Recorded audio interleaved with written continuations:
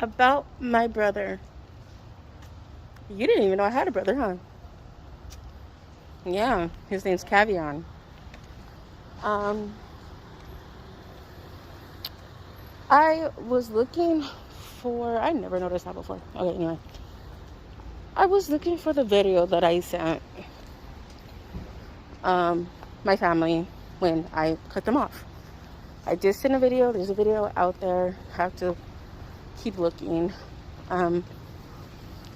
Why I was no longer talking to my brother, my cousin, my aunt, my uncle, etc. from my mom's side, right?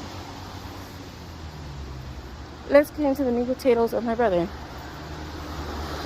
My brother and I, we didn't grow up in the same household. From what I know, a family member got him because he, like me, and most likely like my sister, were born with drugs in our system. And he grew up with this family member, soon went to juvenile hall and jail, and is gang related, and that kind of life happened to him. I was around my brother very rarely. I could probably walk right past him and have no idea that I walked right past him. In fact, one of the times that we did see each other, I was taking the train to or from school, because that's mostly the time when I would take the train. And he noticed me. And we were like, oh, hi. And he was like, oh, this is my little sister, to whoever he was with. Like, that type of situation has happened. So, between the ages of 18 and 19, I was renting a room out of a house. And he would come and visit, or he would stay over a couple of nights. He exposed himself and was really trying to persuade me to have a sexual relationship with him,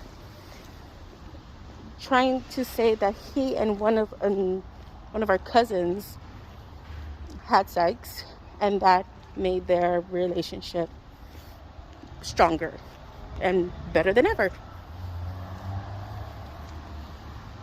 I let it slide. I just rejected him. I was like, no. He didn't really come around afterwards. Obvious reasons. I didn't tell him not to come around. I didn't tell him to come around. My daughter's father had also gotten out of jail around that time, and I wanted him to be with me. So that was also happening. I also had my dad living with me at different periods, because that was a time where my dad worked and lived in Skid Row. And at this time, I'm in a room out of a house. So this is not a studio apartment. This is not a one-bedroom apartment. This is not a house. I am renting a room out of a house. And I have these men around me who are not contributing at all.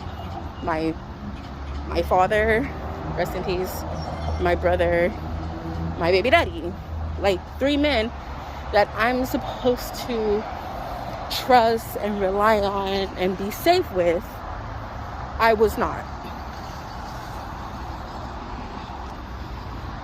In fact, my brother came over once when I told him very clearly in front of my baby daddy that my baby daddy was the reason why I had the bruises on my face. He didn't confront him. They didn't have a conversation about it. There was no fight about it. There was nothing. Nothing happened. All right. So then soon my baby dad went back to jail. Shortly after that, I went to jail. And that renting out of a house was no longer, it was like, when I was in jail for like 2 weeks, not even, it was like 12 days. The the owners, well, I thought they were the owners of the house. They weren't. But the people that I was paying rent to was just collecting the rent. They weren't even putting it towards the mortgage. Like, when I had got out of jail, and I will make another story about this, I went there to get my things, and there was a lock on the gate, and it was a notice from the sheriff's department, like it was like no one was living there no more. Yeah, and I was only gone for 12 days. So yeah. So this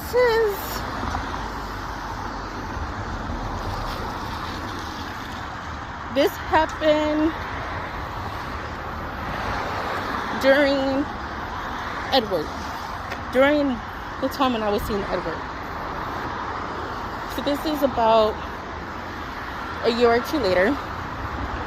I'm staying at my Aunt Doe's house, and she had a pull-out couch. I had a cousin sleeping on the lazy boy. My brother and I were sleeping in the same bed together as brother and sister in the pull-out. Hold on, I'm going into the store. So we were sleeping together, and he would like cuddle up with me, and I felt like I had set the boundary. I was like, I'm not okay with that, you know? So I was like I felt like, well, I had to sleep with my brother. I had no other place to go or be at that time, which is why I was like, Aunt Doe's was the last resort. Like my mom always told me, like, if you don't have anywhere, oh, he could have made that light.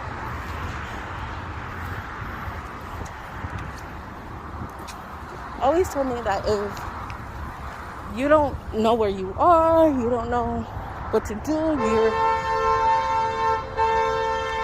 I don't know why they're honking now.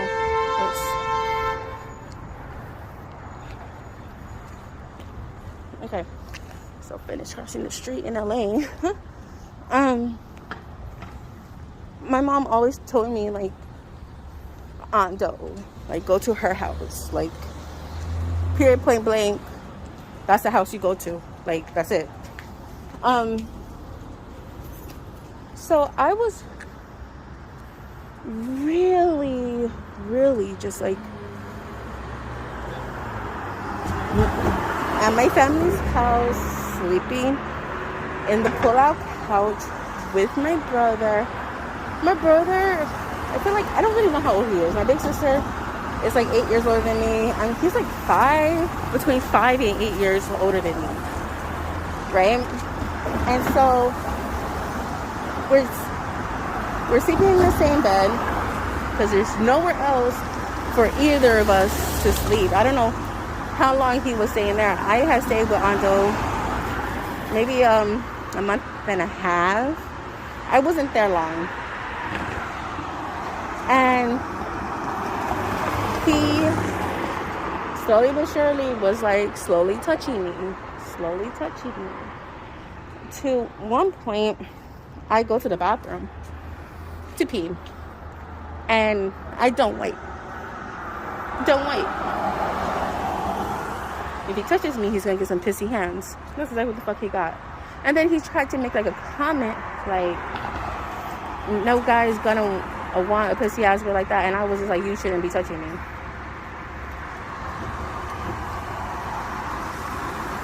And that was that. And so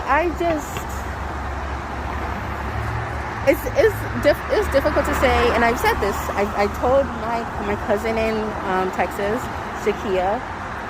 I told my big sister this, Karma, and they're like, oh well, yeah, I can understand why you don't want to be around him. I could understand this and that, but as far as I am concerned, they never told him anything. They also never stood up for me. They never told the family members, anything. Like, once again, it's the lack of protection. It's the lack of feeling safe.